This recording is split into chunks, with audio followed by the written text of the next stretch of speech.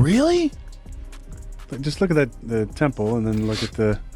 Buried. It was not my timing. I did not and could not ask God for what that would be. Now. It's a rough one now because she was running Abu Ghraib in the back of her show. I was thinking about it, but I was like, you know what? That's a good way to die. They're not going to let me. For 19 seasons, Ellen DeGeneres ended nearly every episode of her show with the same polished promise: be kind to one another. It became more than a sign-off. It became a brand, a shield, and the foundation of a billion-dollar empire built on warmth, laughter, celebrity interviews, dancing crowds, and a public image so carefully maintained that questioning it once seemed almost impossible. To millions of viewers, Ellen wasn't just a talk show host. She was daytime television's symbol of kindness itself. But now that image is being torn apart in public, piece by piece. What began years ago as whispers from behind studio walls has exploded into something far darker and far more unsettling. Of your show, where everybody's walking around afraid for their life, and it's... Joe Rogan is openly calling her image fake on one of the world's biggest podcasts. Elon Musk has reignited internet suspicion with a single cryptic emoji seen by hundreds of millions. Aaron Rodgers has dragged her name into one of the most controversial conversations in modern conspiracy culture. And suddenly, Ellen DeGeneres is no longer just the beloved TV icon who disappeared quietly into retirement.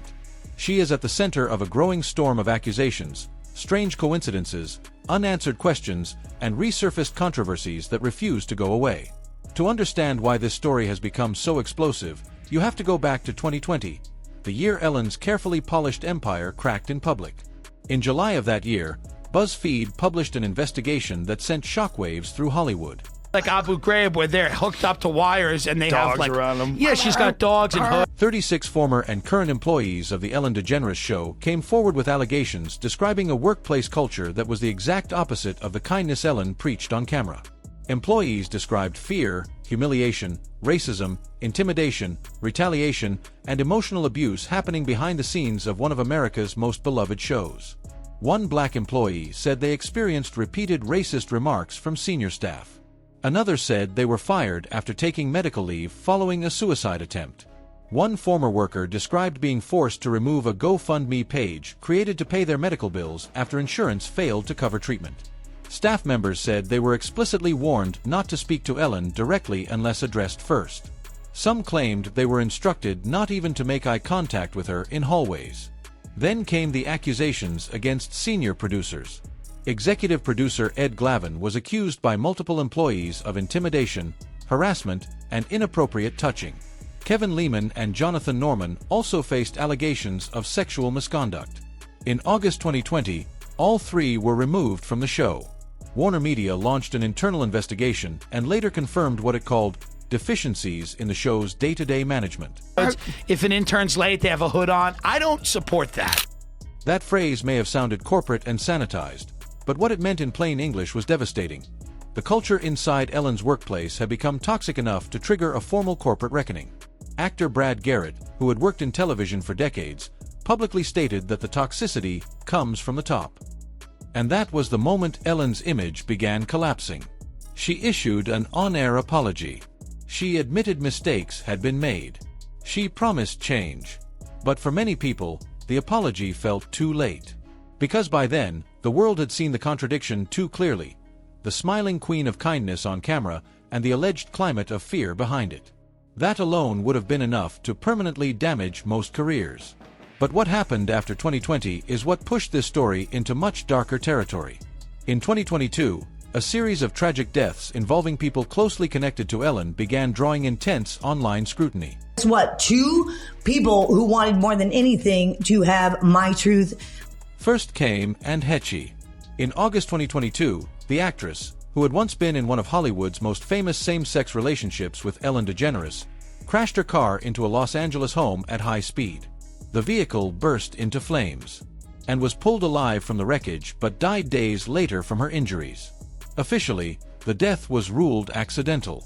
But internet investigators immediately revived old interviews in which Anne had spoken candidly about her complicated and painful past with Ellen. Years earlier, Heche had described feeling deeply damaged by the aftermath of their public relationship. She spoke of being blacklisted, psychologically burdened, and emotionally shattered by what happened after their split. in later interviews, and suggested that powerful forces in Hollywood had tried to silence or discredit her. Then, just 2 months later, another tragedy struck. In October 2022, beloved comedian Leslie Jordan, frequent Ellen guest and longtime entertainment favorite, died after crashing his car in Los Angeles. Authorities ruled he suffered a medical emergency while driving. Then came the death that shook Hollywood most deeply. In December 2022, Stephen "Twitch Boss", Ellen's longtime DJ, executive producer, and one of the most recognizable faces associated with her show, was found dead in a Los Angeles hotel room. He was 40 years old. The coroner ruled the death suicide. A note was reportedly found referencing personal struggles, though no details were released publicly.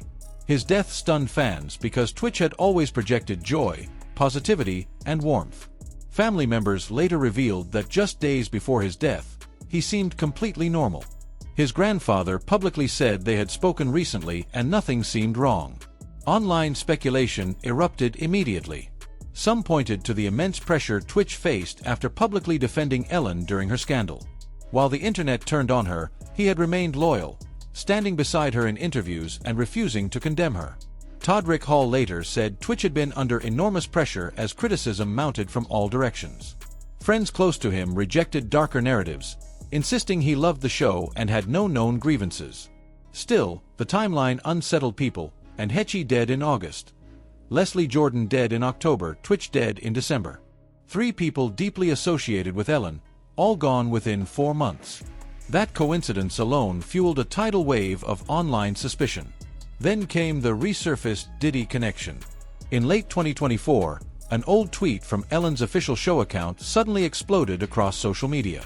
The tweet, originally posted in 2016 for Sean Diddy Combs' birthday, read, "Happy birthday, P.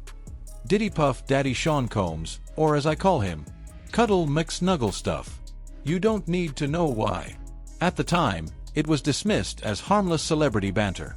But after Diddy became the subject of federal trafficking and racketeering investigations, the tone of that joke suddenly looked very different to many observers. Resurfaced clips from Ellen's show added fuel to the fire. In one now viral segment, Diddy jokes on air that he constantly invites Ellen to his parties, but she never attends. Ellen laughs awkwardly and deflects. What was once harmless late-night banter suddenly became internet evidence fodder. Then Elon Musk entered the picture. In November 2024, reports emerged that Ellen and Portia de Rossi had quietly relocated to England after Donald Trump's election victory. They purchased a lavish countryside estate worth around $20 million and appeared to vanish from public American life. When one ex-user posted Ellen's old Diddy tweet beside headlines about her leaving America, implying she fled because of deeper legal fears, Elon Musk reposted it to his massive audience with just one raised eyebrow emoji. No explanation, no accusation. Just ambiguity.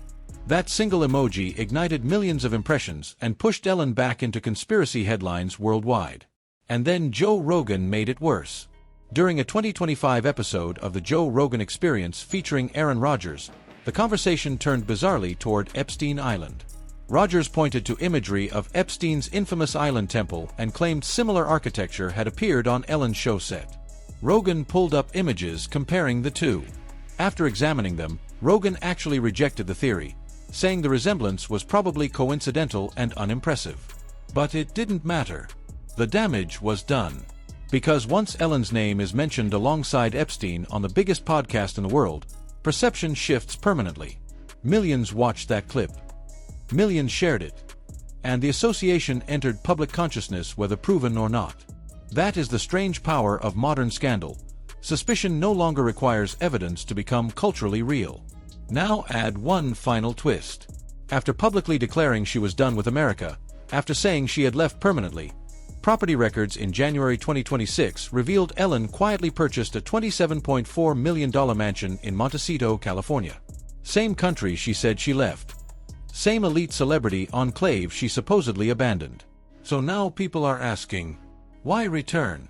Why buy back into the exact world she claimed to reject? Was England ever meant to be permanent? Or was it simply a strategic retreat while controversy cooled? No one knows.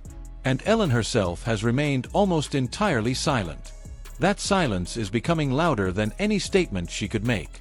Because in the absence of answers, The internet creates its own narratives. To be clear, many of the darker theories surrounding Ellen remain speculation, rumor, or coincidence amplified by viral culture, not proven fact. No credible evidence has publicly linked her to criminal wrongdoing in the ways many internet threads imply. But perception is no longer shaped only by facts. It is shaped by patterns. By timing, by unanswered questions, by silence. And that is where Ellen DeGeneres now finds herself. A woman who once controlled every camera angle, every audience reaction, every laugh line.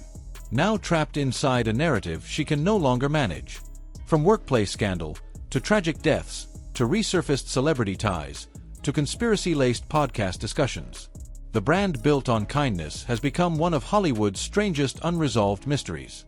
And whether Ellen ever speaks again or not, one thing is now undeniable. The public no longer sees her the way it once did. The mask is gone. And what remains is a question Hollywood still cannot answer. Who was Ellen DeGeneres when the cameras stopped rolling?